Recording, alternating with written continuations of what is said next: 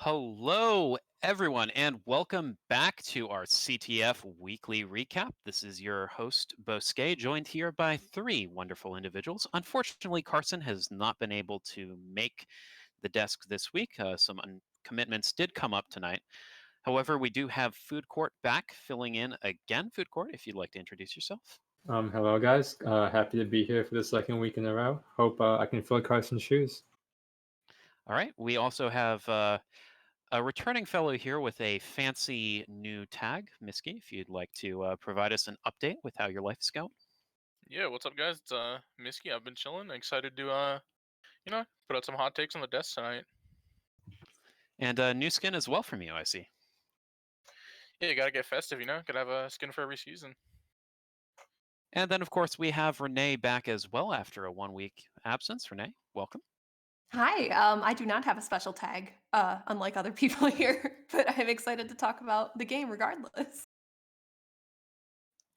Yeah, well, I guess you are unique in your own sense in that way, being without a rank here. So, always a positive on that front. We've had some very interesting games this last week.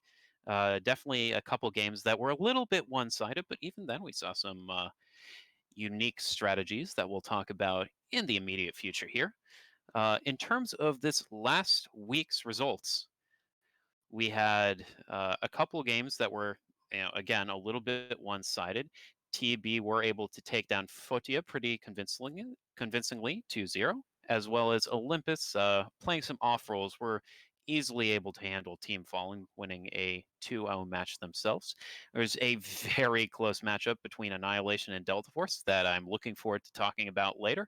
And then also, Citrix were able to take the win against the Crusaders, although that game was not quite as smooth as they might have liked. So, plenty to talk about there as well. Overall, very interesting games. So, with that in mind, I think we're just going to jump right into things here, going over our Citrix and TC match, which I just referenced. Very interesting game. Very interesting roles as well from Citrix. So, Mike, sorry, Food Court, I believe, is going to be our go-to for this. We saw some interesting roles in particular from Citrix's offense. Players who you might expect to see on defense playing offense, and vice versa. Of those, what do you think was the most impactful? What do you think really changed up the way Citrix were playing in terms of those role swaps? Um, Definitely. You saw a few players come in who haven't really seen match time before. I think first map they ran Stephus and Archer, and additionally they ran Nemo and Assassin for the entire game. So those were the two notable switches that I saw from them. And I would like to say that looking at stats after each map, Nemo definitely performed very well. So I think CX did a good job. They recognized maybe they could kind of be more relaxed against TC. So they decided to kind of experiment a little bit. And I think seeing Nemo play that well could definitely make him kind of more integrated into the team in the future. And what did you think about the Citrix off Wolfie 98 on Soldier offense? Often as the main capper for that offense group, we saw Yami Chemist as well, moving off of the aside. Did you think those roles? Yeah, definitely. That was definitely interesting to see here. Also, I would like to say that I think that kind of I don't really know how to say it. I think Wolfie was definitely a good addition to that offense because obviously he's a very smart player, been around for a long time. Also, can communicate very well and support Pudgy. So I think that him being there was definitely helpful. In terms of Yami, I saw him kind of playing that chemist and heavy role, kind of soaking up damage and clearing out the opposing defense. So I definitely think both of those players, although not known as offensive players, definitely had some good moments during that game. Yeah. Now, while Citrix did win that game convincingly, even with the off-roll players, it was not a blowout.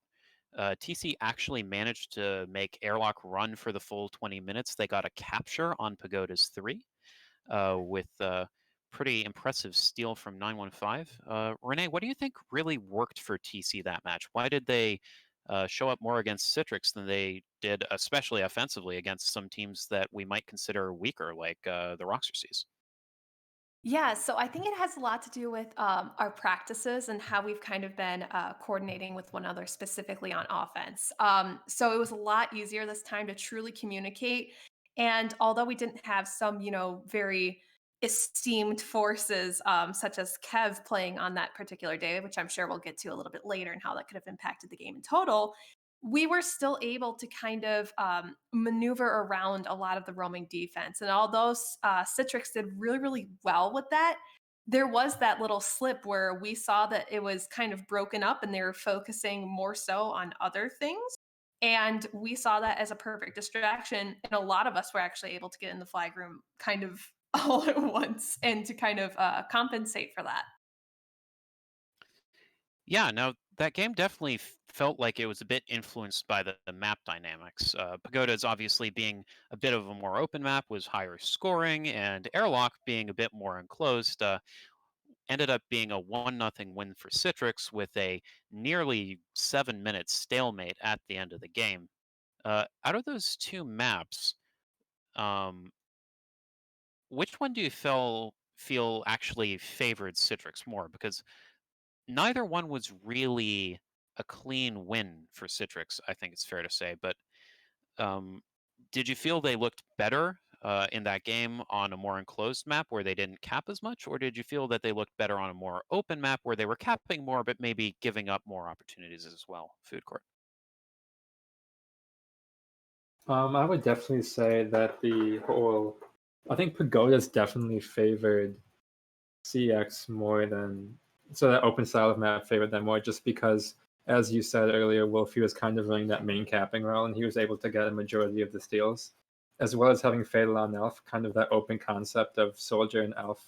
Those two classes are definitely benefited by Pagodas versus on Airlock. So I definitely think CX's offense had an easier time on Pagodas than on the second map. And Renee, you mentioned that Kev was not able to make that match. You've got Mhm. some more pretty important matches coming up over these next few weeks as well for TC. Do you think that we'll be able to see more strong performances from them in the future with a slightly different roster? Yeah, I hope so. And again, I think Kev's absence really, really made a difference. It made our defense feel a little bit more open and susceptible to cracks that Citrix could actually infiltrate. We didn't really have that strong archer position anymore. And I think we kind of suffered because of that. And it was pretty easy to tell, especially on Pagodas, where again, it's a very open map and you could see that people like Wolfie were getting out pretty uncontested. And although, he had some confrontation in terms of bulk and ninjas, there wasn't that extra oomph factor, uh, as best as I can put it. All right, and before we move on here, I did want to ask about standout performers for both teams. Again, for Renee and Food Court, did you guys feel like there was any one player on either team who made the game either, a more that much more of a convincing win for Citrix or that much more of a competitive game for TC? Who was your real, MVP across both teams for that match? I'm gonna go with the. I'm actually gonna mention both assassin players, 666 Sam and Nemo, as my two standouts for the team. I'm gonna like I saw how much Nemo did on both maps. He was able to get a lot of kills, a lot of recoveries. Kind of just split their offense up very well. And in addition, I didn't watch Sam as much as I would have liked, but judging based off stats after each map, she did a comparable output to Nemo. So I'd say that both those players had good performances for their respective teams. All right, and Renee? Yeah, for me personally, just to kind of shake it up a little bit so I don't answer in the same fashion, I would have to say from Citrix, I really want to highlight Crizzle's performance because she always just kind of knew where to intercept the offense. And it was, it was especially frustrating because you could kill the ninjas and the assassin pretty easily, but with her, she just kind of stuck around and was able to inflict a lot of damage to the point where you were just exhausted and running very low when you actually hit the flag room. So it was an easy kind of end to your your run when you get in there. And then as far as for TC, I really have to give a shout out to Savvy, to be honest, because at least from what I saw, he had a lot of clutch swaps as Scout, which again isn't, he plays Scout quite a lot, but that's a little bit, it's not quite as common as his ninja gameplay, I suppose. So seeing him kind of uh, stop their offense on a number of occasions, especially on Airlock 1, I think helped us a lot in maintaining just that 1-0 score as opposed to it being much more in their favor. Yeah, and definitely good to hear that both defenses felt like they were being effective all game. It'll be interesting to see if Sav is able to turn the clock back a little further over these next coming weeks and return to his once dominant form from when he was on genetics. So obviously, a player to watch in the coming weeks, especially if he does turn up in next week's match for TC against Team Fallen. Will be exciting to see that. Moving on along now, TB played Fotia in one of the matches this weekend. It was a match that TB was expected to dominate, and in a lot of ways they actually did, but Fotia were able to pull out some unexpected strategies and get some pretty good chances as well, I think, against the Baguettes. Speaking of which, I mean, Fotia did show a wrinkles in their gameplay against TB. But was there one particular strategy, Mike, maybe that you think really needs to be mentioned here in this recap? Yes, I mean, I think a lot of us saw it. If you haven't, go back and watch it. Fosha, I think, came out on both maps with a 10-man offense to start out, which was very, very interesting to see. It's something that I know Tom had mentioned to me that they, might be trying, and I wasn't really sure if they were gonna go through with it. And yeah, they ended up doing it, and it worked out pretty well for them. They got a lot of stalemates that people weren't expecting, and I mean, they've been practicing it. I mean, they've been doing stalemate practice versus other teams and whatnot, so they had a strategy going in, and they were almost able to execute on it. Yeah, definitely. A strategy that for a while was known as rock strat, but I think with this last game, Fortia might have been able to make it their own. And forcing stalemates on airlock in particular was a joy to see. Now, in terms of the type of matchup here that we saw between TB and Fortia, I think it's fair to say that TB maybe underperformed to relative to what some of us were expecting. It was still a dominant win, don't get me wrong, but Fortia definitely showed some signs of life. And again, it was in a 10v10 format, much in the same way that Citrix were able to give them trouble in a 10v10. So, Food Court, do you think that maybe opting to play TB in a 10v10 format favors their opponents a bit more than trying to take the 12v12, or is that just a bit of a spurious correlation over these last few weeks? I'm gonna have to say that it's. I'm gonna say there's no correlation just based on how strong TB is, and I mean, I'm just gonna go out and say that no matter what size TB plays, I think they're always gonna be favored.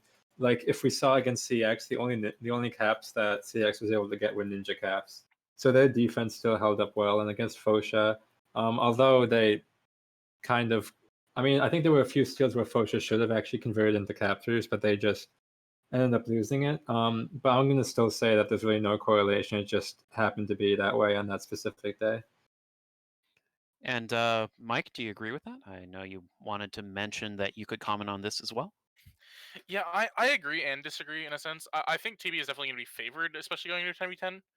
But one thing this TB roster has that some other rosters don't is depth.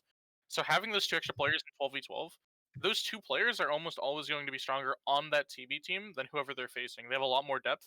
So limiting them down to 10 players is going to make the roster they're playing against, I think, a lot stronger than it would be in 12v12. So, Okay, I think we just lost him. Mike is oh, back, hello? fortunately. Hello? Okay, Hello. what did you hear? So we got most of the commentary there. I think it's fair to say. You were talking about how bringing the size down to a 10v10 means that other teams don't have to deal with depth issues against TB. Yeah, I think that's basically it. I think most teams have maybe 10 good players, and like those extra two that they bring in would be weaker than TB's extra two. So in theory, it's a little bit more of an advantage for them, but I don't think it's a huge deal, like Food Court said. All right, so before we move on from the game here, I do want to ask you guys the same question I did at the end of TB versus Fotia. From both teams, who did you feel were the standout players that game? I know TB has a roster where you could say any particular player at a position was a standout, but in that particular game, Food Court, who do you think really showed up for them? That's definitely a tough one. I'm gonna have to say it's Rikov's archery play, especially on Pagodas. That was a huge advantage to TB. He's been practicing it a lot. He played in the PPM, did absolutely phenomenal. I think it's fair to say that he can flex into that archer position very well, and we saw it in that match. And I'm gonna say for the side of Fosha, obviously Tom is a easy pick, but I'm actually gonna give it to Pi for this particular game. I saw Pi get a few fantastic steals, made it all the way back to his spawn, got into some stalemates, and kind of just did a lot for the offensive Fosha. Yeah, I definitely agree that those players did well. I do want to highlight Tom a little bit because I've watched like a good bit of his POV from the match, and he did seem like he was legitimately like performing very well against like a lot of TV's defense, even when it wasn't the whole like 10 offense scenario. Was getting some like pretty solid steals as well. And then I think it's interesting to highlight the pyro play from both teams from this match. We got to see Rob Ferretti on the midfield pyro for the first time officially. So that happened, and then TB actually had Seago playing pyro, and I think he had like a pretty solid game for someone who isn't really known for the class at all. Yeah, definitely. Good performance from Seago. Obviously, good to see Rob Ferretti make his way to midfield on the Pyro as well, being able to play what he initially joined Fotia to be able to do. So, long time coming for him, and good to see it. Moving on now, I did want to briefly touch on Olympus against Team Fallen. That game again was pretty one-sided. Unfortunately, even with Olympus playing on some off rolls. Uh, Renee, what do you think really made the difference for Olympus across the board? Why were they so much better than Team Fallen? I think that they actually coordinated those different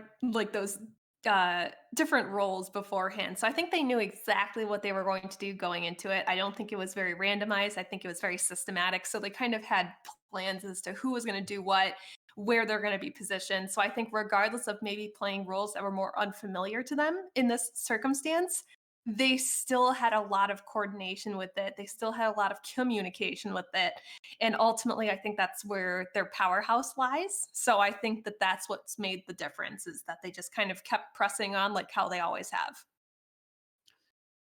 Now, with Team Fallen, even though they've had a bit of a rough start to the season so far, there are definitely still some individual standout performers I think it's worth highlighting. Food Court, you got to go up against them firsthand. Who did you feel really stood out amongst their team as players to watch out for in the coming weeks? Well, the most notable one that I think most people would agree on is Vexicle and his assassin abilities. I heard our offense kind of complaining a lot, and he was able to get a few recoveries past mid multiple times. So I'm definitely going to say that he's someone that teams should watch out for. And if I had to choose a second one, I would also give it to GXP. I actually played Archer on Pagodas. She was able to kind of duel well. Like I'm not the best archer, of course, but she was able to like hold her own, get some good shots. And if you remember, Dave mentioned in his post-game interview that she was consistently a problem for the offense. So I'd say those two players are definitely people who can develop and get better as the season goes on. Yeah, and we did see the occasional good steal for Team Fallen. Their offense also were able to generate a few chances over the course of that match. Renee, why do you think that was? And who do you think maybe was the engine of that offense? Yeah, so as far as the engine or the leader, so to speak, for that offense, I would probably have to give that role to Quadruple X or XXXX if you want to be long about it. Um, but he was just really, really persistent. There'd be times where I think there was this one point where he was down to one heart, so it was just one hit and he could have been done, but he really made an effort to maneuver out of the way of anything that kind of came towards him and was super patient waiting for that medic. So I think that kind of persistence helped a lot. And then also a shout out to Yerster as well, who had some pretty good steals as Elf. So I think both Eurostar and Quadruple X, by coordinating with one another and by also having, I believe, waddling around was often on offense. I think that they made some good efforts and actually were able to possess the flag for quite a bit of time. Yeah. Now, that was, we've talked a bit about Team Fallen here, but that was still a very convincing win for the side of Olympus. And you've got another match next week against Fotia Food Court that is, um, you would be expected to win in. Olympus is definitely considered the heavy favorite going into those matches. So before we move on, I'm curious how Olympus is approaching things this week and what the objectives for Olympus going into this next match would be. Um, we're definitely taking it a lot. We've actually trying to been practicing, trying to figure out what we're going to do against Fosha. We definitely consider them a good opponent, a lot stronger than Team Fallen. So I don't think you're going to see any off rolls from us, anything new like that. We're definitely going to come in and play how we normally should be playing, and we're just going to do our best to try and get the win. Are we going to see a roster that's ready for the 10-man Fotia offense at the start of the map? That's a good question. I think we're just gonna play it normally, and however it goes, it goes. I'd say we're pretty confident in stalemates with our PvP ability, Aussie, Trini, Carowinds. So in the event we get into a stalemate, I think we'll be okay. All right. Well, good to see that confidence. We'll see if Fotia is able to surprise you in the next week. Unfortunately, we're dealing with some connection issues right now from one of our hosts.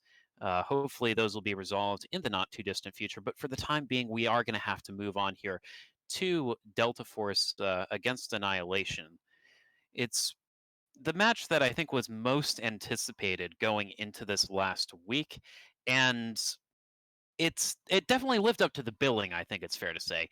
Uh, it started off with maybe a little bit more of a convincing win. A win that we were seeing people in the stream chat say maybe should have been a little more one-sided, perhaps even on Pagodas 3.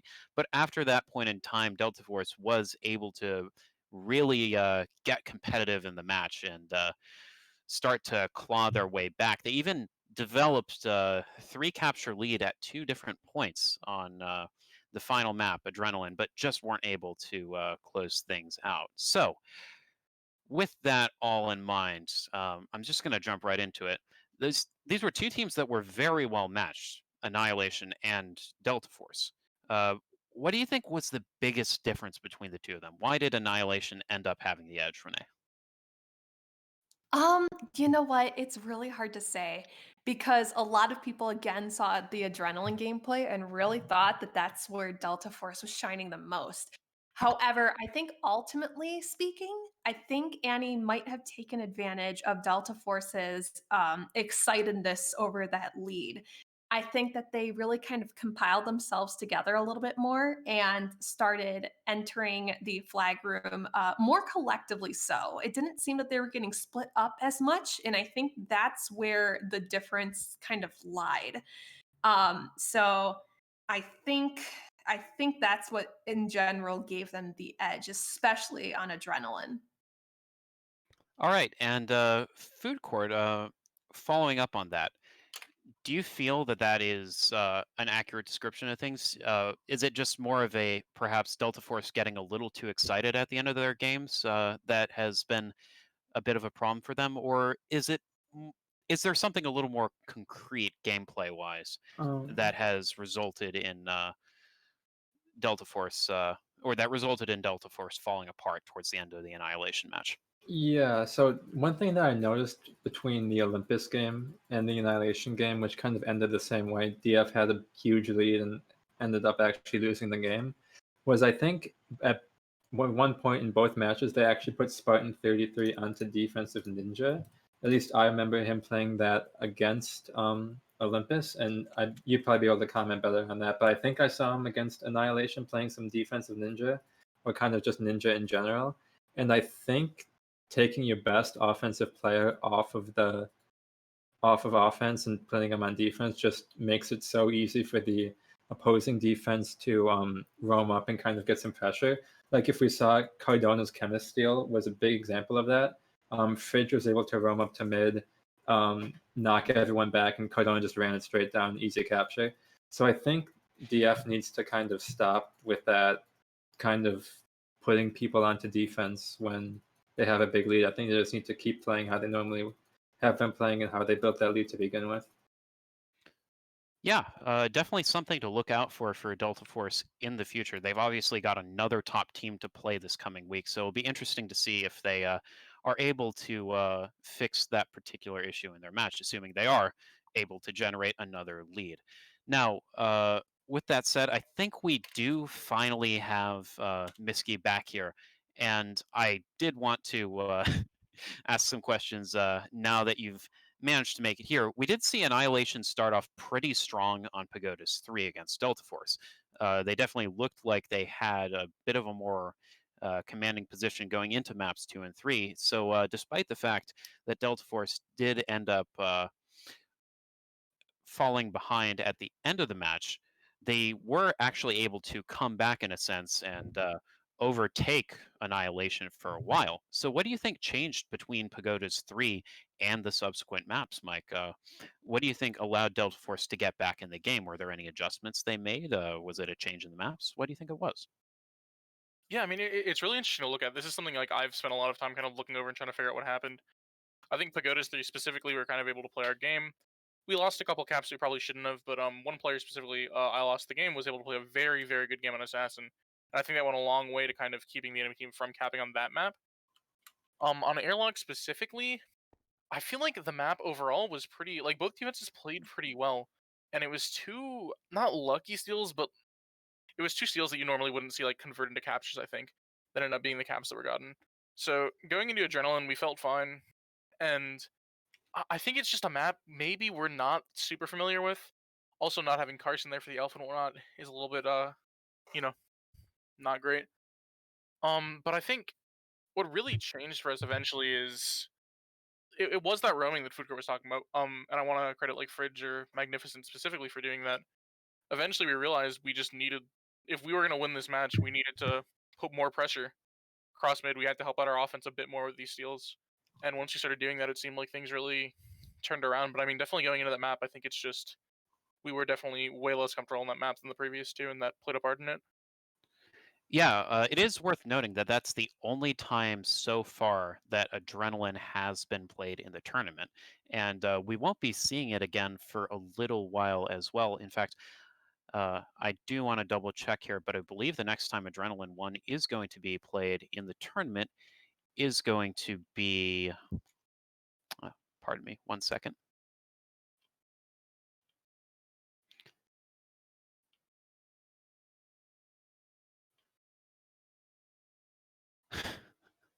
Again, I apologize for this. But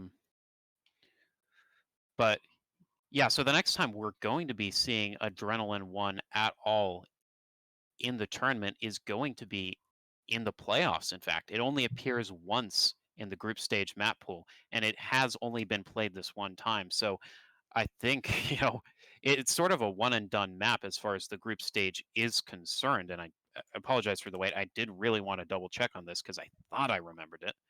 Um, but yeah, Adrenaline 1 is not going to be played again for a while. This is going to be the one match that teams are going to be able to reference from the group stage in terms of preparing for that in the future. And as far as that's concerned, what a match it is, right?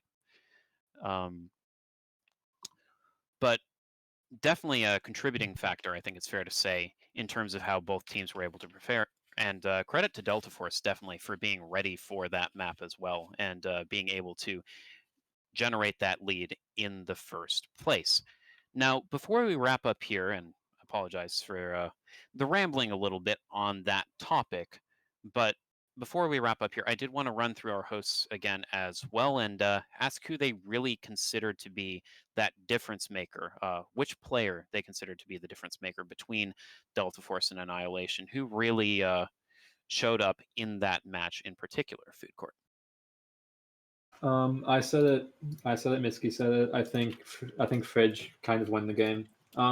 It was mentioned that as soon as he started roaming up to help offense, they started capping on Adrenaline. They were able to bring it back, win the game. So I'll definitely credit Fridge for his performance there. Yeah, Fridge is definitely a good shout, especially for that third map. And then I think the player that kind of got us in a position where we have that chance to win, and maybe contribute a lot to that 1-0 on the first map, which eventually did end up winning the game. If you think about it, was like I said before, I lost the game. He had a very standout assassin performance on that map, and I think it really went a long way to kind of like stabilizing our defense and getting us ready for the next two maps.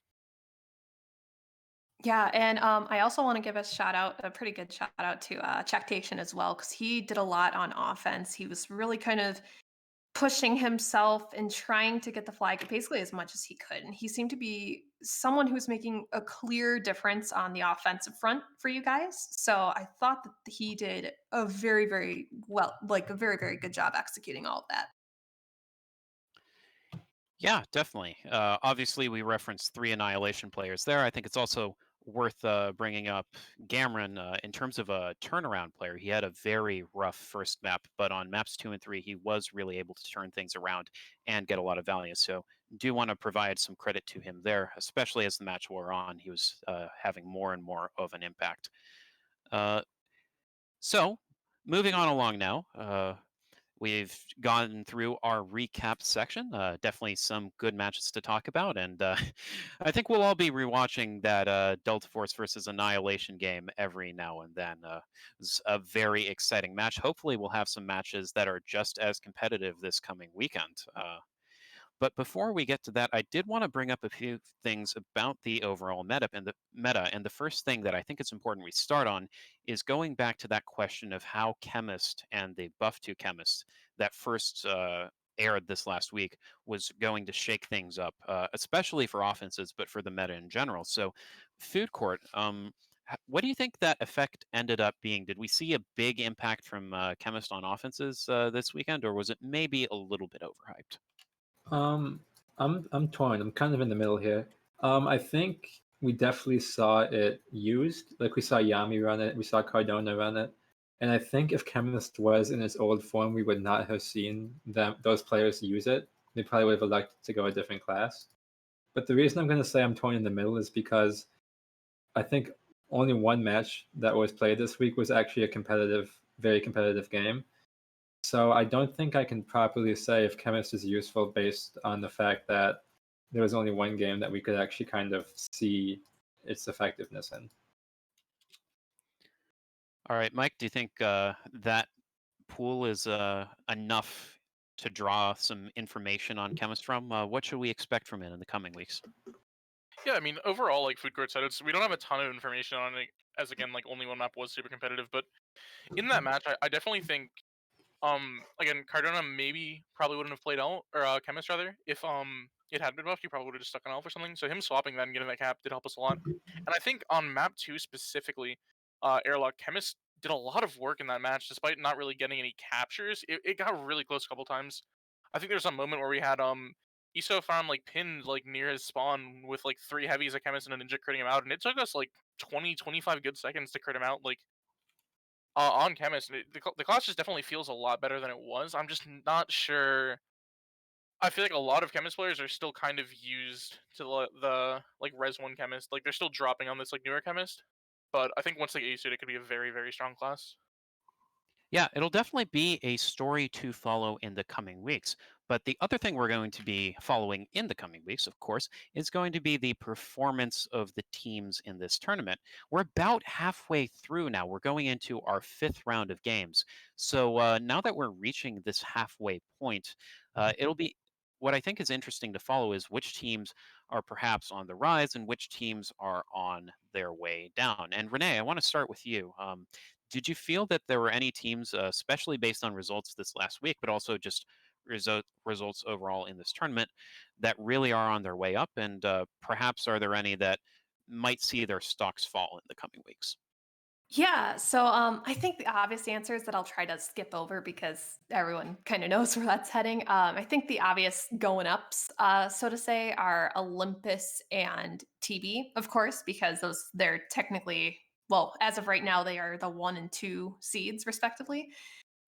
So they're doing their own thing. So I'll talk less about those and more about the other teams that maybe haven't been given a spotlight as much. So I think Citrix specifically, I think is doing a really, really great job. They're experimenting again a little bit more with the roster, much like how they did with TC, just to kind of see what works and maybe what doesn't and what they can iron out. And I think that in itself will allow them to really kind of succeed and push their way through the rest of the season, successfully speaking, hopefully. And then as far as, the teams that are maybe not showing up as much, I think the one to mention is Team Fallen, because so far I do not think that they have. Well, Team Fallen and both Team Fallen and the Crusaders, to be fair, have not won games. So seeing them match together this upcoming weekend will be very exciting, and we will see. And also, I think my body just disappeared from from from the desk. But yes, you can still hear my voice. That's all that matters. But that's my opinion with respect to who's going up and who's going down. All right, yeah, and if you don't manage to make it back, I think we can make an impromptu Renee stand-in, much as we had for Carson in the past. So no worries on that. Miski, I wanted to ask if you agreed with that, or if there are other teams you wanted to highlight as perhaps being rising forces in this CTF league. I actually think TC is a rising team at the moment, based on how they perform against Citrix. I mean, if you look at some of their previous matches, especially the one like versus Annie and whatnot, I wouldn't have expected them to do so well against Citrix. And I mean, they didn't win the match. It wasn't anything super crazy coming out of them, but I think overall, like especially without Kev, they played way above my expectations for that match specifically. And as far as I guess teams going down, I kind of have a lot of like the lower tier teams like going up improving, but I don't know if it's the point where they're gonna like be beating these upper teams. So I don't really have anyone that's like performing worse than I expected at the moment, at least. All right, and food court, I wanted to follow up with you on what you mentioned last week. You said that Citrix were probably going to be on their way up and that they're a team we should look out for in the coming weeks. They had a match this weekend against TC that, yes, they weren't playing their standard roles in a lot of positions, but it still was a little bit rockier than you might have otherwise expected for them. Based on what we saw this last week, do you feel that Citrix is still a team on the rise? Renee certainly feels that's the case. Or do you feel that they're a roster that, perhaps didn't live up to your expectations that you set for them last week? I would say they definitely didn't live up to what I thought was gonna live up to my expectations, as you said. But I still think I would say they're on the rise. I think being able to give players like Stephus and Nemo playtime, they can kind of use that information and kind of make a more ideal roster, if that makes sense. I think Nemo is definitely someone they should look to in the future. And in addition to that, I think their main roster in general is still very strong. I think that if they can come together, all of them at once, and kind of play their game, I think they're still going to be a very tough team to beat. They were able to challenge TB. They were able to hang with Olympus for a pretty long time. I still think they're going to be able to be a team on the rise. Yeah, and it'll be interesting to see how they do. It's going to be a while before they have another super competitive match. It's their bye week this week, and we'll get to that in a second.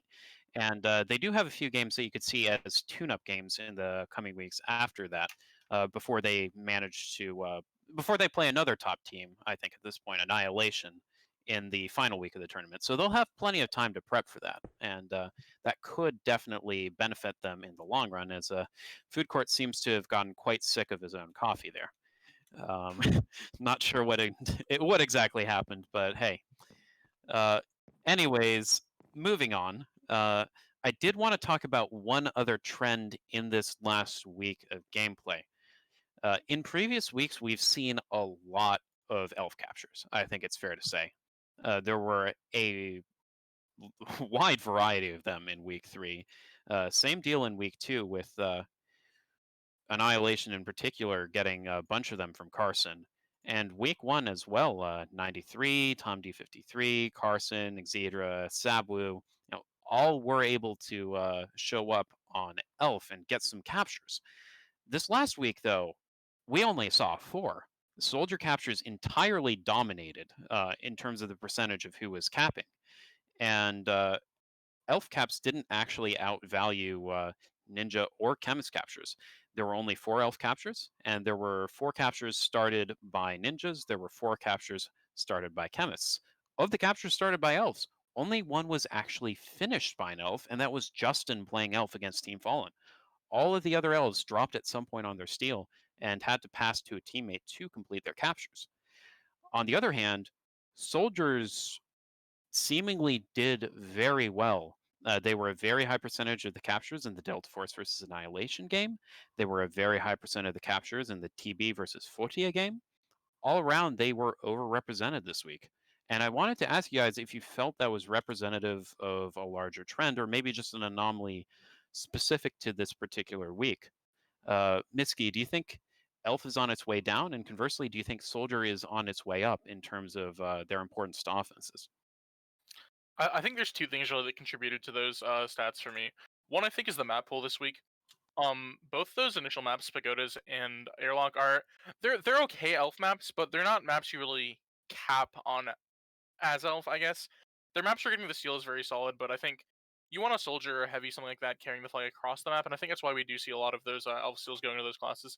And then another thing that's worth noting is a lot of these matches this week were pretty one-sided, and I think elf is a pretty difficult class to play into a team that has like a PvP advantage over you. And I think that was the case in like 3 of the 4 matches at least. So I think like those teams specifically are going to be able to shut down like enemy teams' elf players quite a bit, and then it's just easier for them to play the bulk like into them. I think as well. So I think it's map pool and like maybe the matchups we had this week that are contributing it to it more than the actual class kind of falling out of the meta or anything. All right, Renee, do you agree with that assessment, or do you feel that perhaps there are some other factors impacting the way the captures worked out this last week? Yeah. I think in addition to the map pool and the logistics of the maps themselves and what actually works as opposed to what doesn't, I think teams are becoming how do I phrase this? A little bit more elf sensitive. I think people kind of know that elf is a really big detriment to their defense if it passes through and flies out the door, so to speak. So I think people are starting to really kind of hone in on which players are playing elf and trying to keep them at bay. And so the elf players themselves are feeling maybe a little bit more timid because of that. I also think another factor, maybe maybe a more jokingly, stated factor, is that Carson's not here anymore. And so Elf's sad. The class is sad itself because Carson's not playing the class. So it's so I think that might also be, a factor, very small factor, but yeah, I think in general, I think people are just kind of learning that Elf is a huge threat, and we've known that for a while. But I think that because we've seen a lot of Elf caps before, people are really trying to get an idea of how to stop that. Yeah, no, I do think that's a fair point. And if you looked back at week one, 3 of the first 4 matches started with an elf capture within the first few minutes of rundown. So the surprise factor of elf was definitely important in previous weeks in terms of getting captures with that class. And I know you mentioned it as sort of a joking thing with Carson, but it is also worth noting that 2 of the more prolific elf mains, Carson and Sabu, both received bans that prevented them from playing in this last week of matches. So that's honestly not an insignificant factor as well. And it'll be interesting to see what happens in the coming weeks as the meta shapes up without those 2 players. So, with that all wrapped up, I do want to move on to the maps now for this coming week of play. We've got an interesting set, I think it's fair to say, a bit different than last week. Our maps are going to be Low Rise, Desert Strike 3, and Castle Caverns 6. Now, 2 of those maps, Desert Strike 3 and Castle Cavern 6 haven't been played yet, but we've seen Low Rise already. It was played as the second map of round 2, which saw some interesting matches, I think it's fair to say, at that point in time as a lot of our top teams battled it out. So we've seen a fair amount of high level play on Low Rise and Food Court. I wanted to ask how you feel that map is, you know, impacting teams in the meta right now. And then also if you feel that low rise will potentially see uh, the meta strategies change on it this week as teams maybe have a little more footage to look over. I must say, I think this might be a little bit of a hot take, but I'm gonna go out and say that I think Assassin's actually very overrated on low-rise. I don't think it's incredibly valuable on a map like that. And obviously, Assassin's commonplace in almost every single team's composition at this point. So I think that's something that I would like to kind of experiment with. I like to see kind of a more maybe a double ninja, double bulk look, or maybe just like a double bulk scout ninja look instead of running that assassin on defense. I'm not gonna go out and say that teams are gonna suddenly stop using it, but I think that is something a trend that I've noticed previously and something that I think is worth looking into. Yeah, definitely. And that is also one of the few maps that Olympus has lost so far in this CTF league. So I'm curious, did you feel your strategies in particular worked as well as they should have against Delta Force? Did you feel that maybe Olympus had a compositional issue at that point in time, or was it more just some unfortunate circumstances on the map? Will we see Olympus change things up in this coming week? I think so. I think it's a combination of the two. I think it was kind of an internal issue, and in addition, a composition issue. I mentioned the assassin primarily because of our match. I think it just wasn't as effective as I would have liked it to be. And ever since that point, I've been kind of looking into the stats, looking into assassin play on low rise, and I think I'm starting to form the opinion that assassin's not necessarily a fantastic class to run on there. All right, now moving on, Desert Strike 3 is a map that we're seeing for the first time in this tournament. Certainly not for the first time ever, because Desert Strike 3 used to be a popular pick for a lot of teams in tournament play. It saw play in particular in the 2018 tournament finals, where Scorch were able to pull off an upset map win against the Templars in what I believe was the first map of the tournament finals. With that said, it's fallen out of favor a little bit lately and hasn't seen nearly as much play. So it's interesting to see it back for the first season of the CTF League. Mike, I know you've had some experience playing on this map in the past. I know we had some experience scrimming on that map today. How do you feel that map is going to change things up in terms of the meta? Are we going to see maybe some soldier heavy offenses that we were used to seeing on that map in the past? Or has the meta changed to a point where we'll see something completely different? Yeah, this map is unique compared to any of the other maps we have in this tournament. I think you're definitely gonna see a lot of soldier here. I expect almost every team to run like the double soldier elf.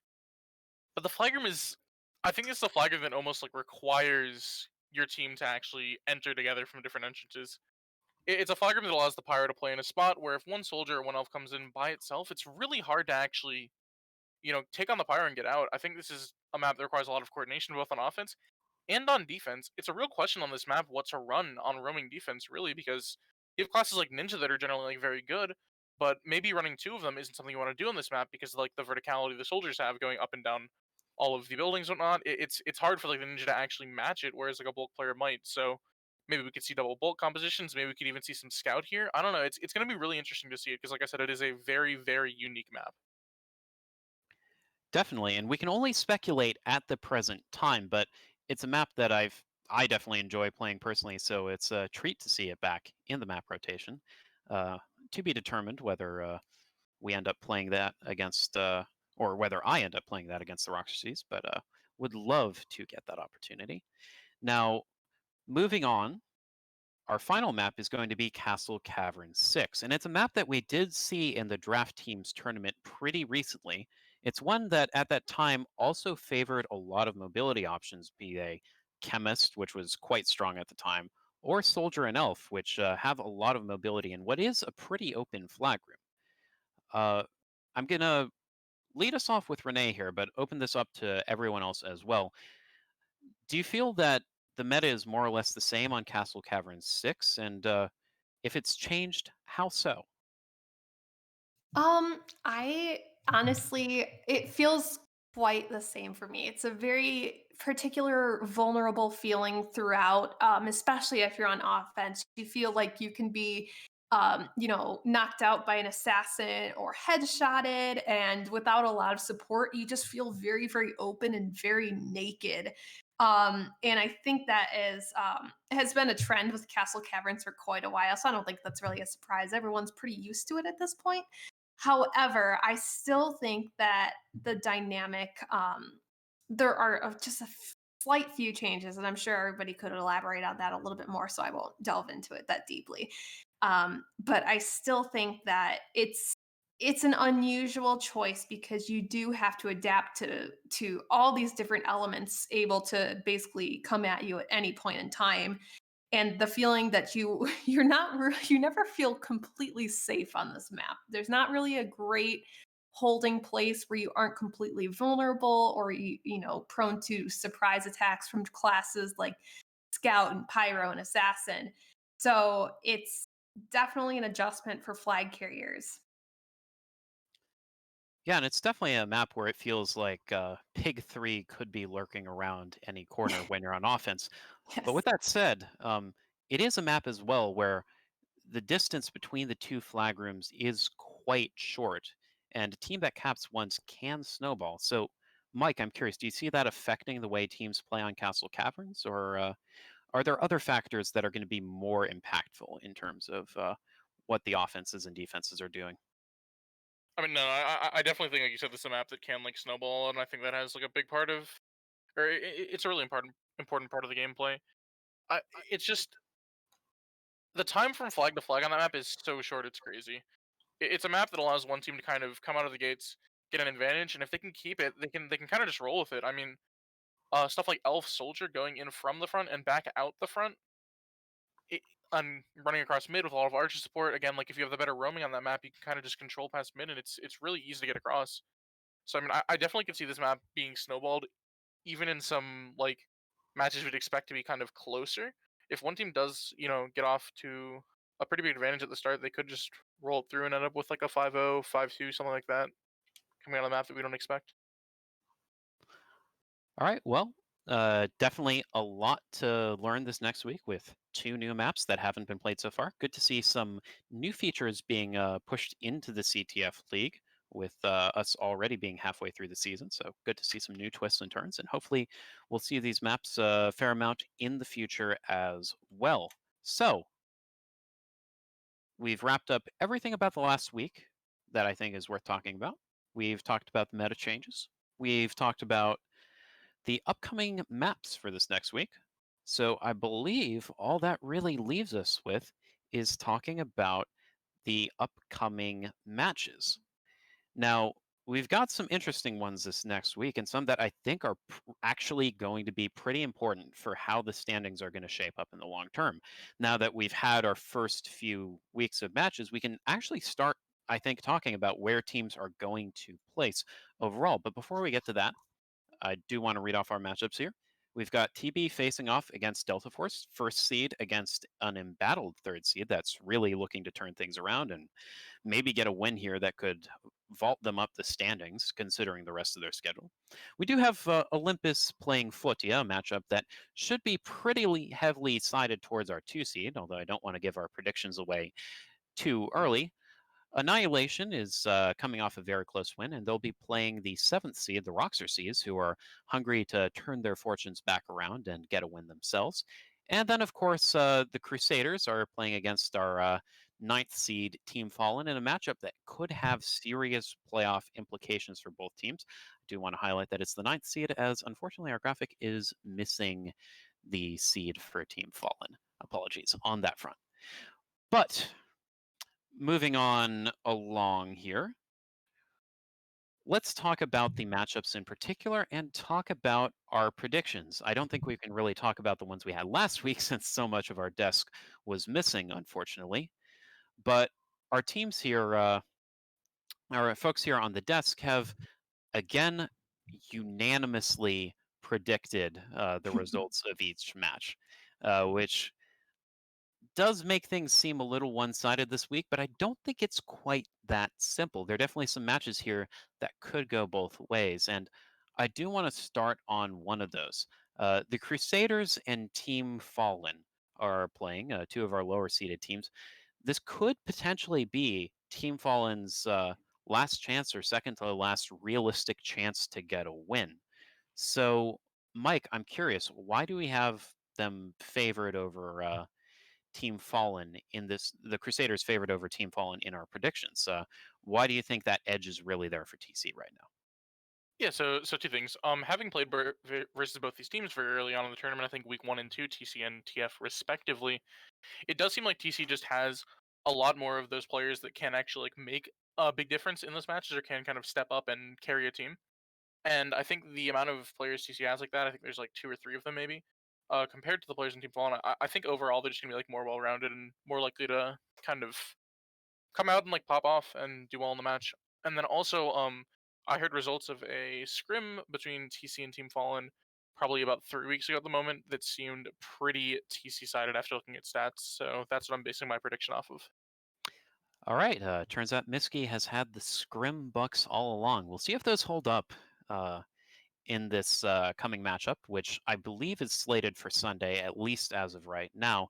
I did want to ask as well, though. Do you guys feel that a match where the result is pretty solid and pretty likely, or do you feel that Team Fallen has a real chance at flipping things around? What do you think, Renee? I think it's definitely one of the matches that actually does have that chance of having a turnaround.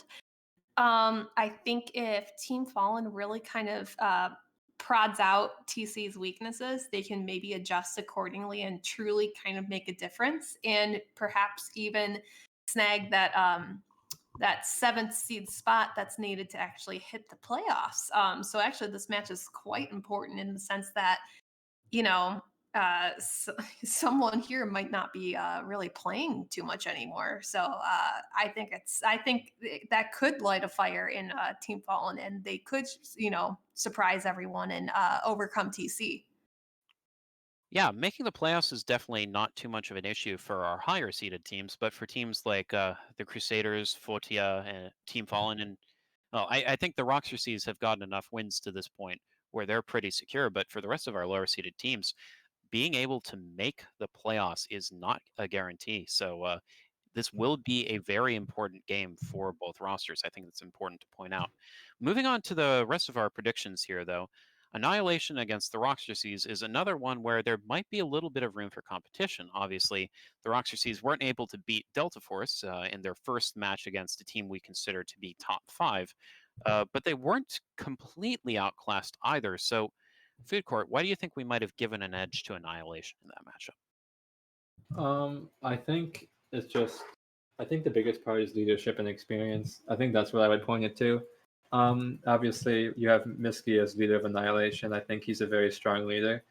Um, Even though he's had some tough times with availability and obviously the Carson situation. And additionally, I just think the experience and the quality of players on Annihilation is just too much for Vox to handle at this point in time. Yeah, I don't know if I agree with that though. That Miski guy seems kind of sus. Uh, I think he was faking his tasks the other day, which is you hate to see it. Now, with that said, though, do you feel there are any conditions, Food Court, that again might allow the Roxor Seas to make that more of a match or be able to knock Annihilation out of their comfort zone? Honestly, the only thing that comes immediately to mind would be availability. Last week we saw Danny unable to make it for Annie, and I think Danny's a major part of that team. Whether it be on ninja defense and roaming up to help offense, I think he just does it at a very high level. So I think if Annie has issues like they've had in the past few weeks, not being able to get their best quality players online, I think Vox can make it closer than it should be. All right. Well, moving on to our next match here, however briefly, I think we all favor Olympus against Fotia for pretty obvious reasons. Olympus have looked very strong so far outside of one unfortunate loss against the top seeded roster, TB, and Fotia have had their own set of struggles. They've managed to claim a match win against Team Fallen, but otherwise looked very outclassed against TB. They were beaten pretty convincingly by Roxor Seas. It was a close game, but Rox definitely had the edge there. So Olympus being our favorites, I don't think should be a surprise to anyone. However, Miski, if Fotia is going to make this a game, what do you think they have to do, and how likely is that? Okay, I think I'm gonna kind of answer this question a little bit backwards. I think I'm gonna start off by saying I think it's pretty unlikely. And I mean, what they're gonna have to do to win this match, or I guess put up a really good match, is really difficult. We have been streaming them quite a bit recently, and I think they're definitely improving. I just don't know if they're there yet because most people have Olympus still rated top 2. Fosha is a team which it sounds weird to say after their games versus TB, but they are a team who I think has a lot of potential, like in stalemates and like when they do have those steals and whatnot.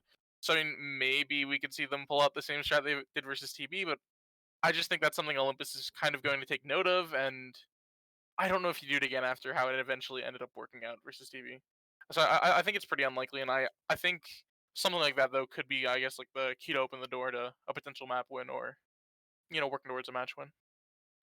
All right, Miski, calling out Fotia for being a team that needs to rely on cheese to win, and then saying that Olympus should be ready for it, I think is how we'll take those quotes. Definitely not taking that out of context at all. But then, of course, we've got our last match of the weekend and our only matchup between top-seeded teams. TB is playing Delta Force. TB is favored by everyone on this desk. And DF really needs a win. So I'm going to phrase this sort of the same way I did the last match. Food Court, if Delta Force is going to upset TB and get a much needed win here in this tournament, how do you think they're going to do it? What needs to happen? That's a tough question. I definitely, I'm not sure exactly what the kind of situation is with DF at the moment, but I think a thing that I've been saying since the season kicked off was their roaming needed to have more experience and needed to be a little bit better. Like obviously you have Zarp and Mystic Mad on kind of your roaming, and I think they're good players, but they're not experienced as you would like. So I think having DTJ on offense has been a mistake from the start. Like obviously I'm not gonna say you should, if he favors offense, he should play offense, but I think having him on defense is a major part of DF's roam. I'm not gonna like I think that's just a major thing that I personally look to for that they could change to maybe have some more success in this season. I think he's a very good ninja. And if you don't mind me following up on that question, then, if DF moves DTJ to roaming defense and move him off the offense, who would you be looking for to step up for defense in that vacated offensive role? Who would need to sub in and have a good performance? Well, obviously DTJ has been playing the chemist recently. Kind of like not really kind of a main capping role, but also kind of support for Spartan.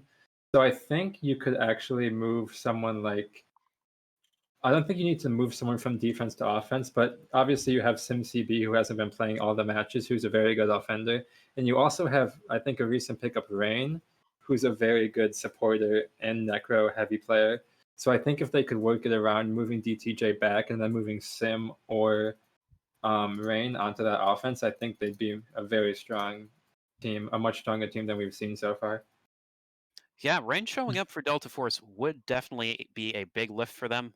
Based on the gossip I've heard around the community, that does seem a little bit unlikely. Some people perhaps even claiming that Rain is only on Delta Force to get access to their member chat. But if he does show up for a match, I think that'll be proven wrong quite resoundingly.